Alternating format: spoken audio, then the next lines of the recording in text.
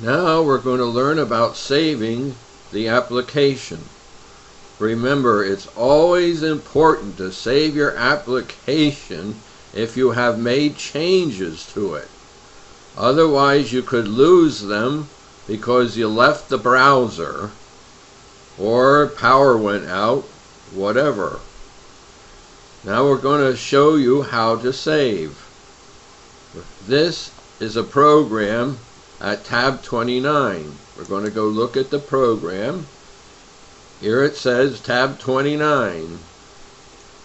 Set X to 100, Y to 200, font size to 600. 400 because it's bold, 200 is then the point size. The color is 404, which is a purple color. Right now it says fill the one character at line with a 64. That's the @ sign we saw on the screen. Then it says it's going to text that one character of line onto the screen. It's going to be that this X and Y with this font and this color. Now we're going to change that. So we'll update this line and we're going to put, instead of 64, 65. That's the letter A. We replace it. Now it says it's going to show the letter A, and if we go to execute it, we see there's an A there. Now this is going to be our program that we're going to save in the file A. Here, save the application. We'll click. Save it into A. Now we know that we saved the application, so we know we now can leave it. Now we're back to the home page.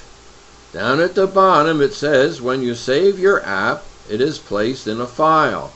To start the app, click on the file's letter. Well, we saved it at A.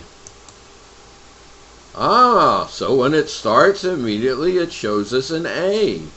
So now we know we're in the file that was saved when we had an A on the screen. Now we'll go to Program, Subprogram 1, go to the end, and we wish to update this line and say it should display a B. That's character 66.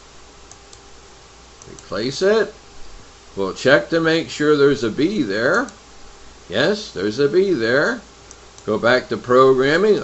We made a change. We have to save our application. Save our application this time to B.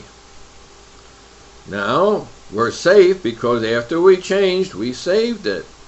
So we're going to go back. Now, we want to check to make sure that application that we've saved under B has a B in it. So we'll click on it. Sure enough, there's the B. Now we could go around again. Program, Subprogram 1, go to the end, update the fill, change it to the letter C. It says 67.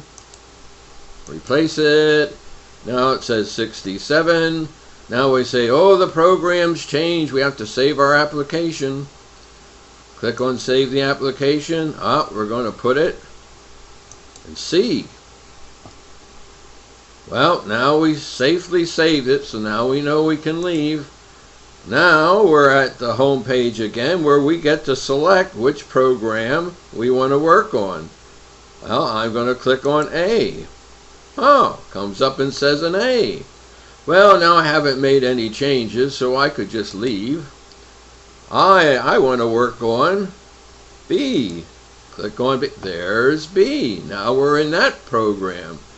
And if we actually go into the program, look at subprogram 1, go to the end, we'll see it's a 66. It's moving into the line. That's a B.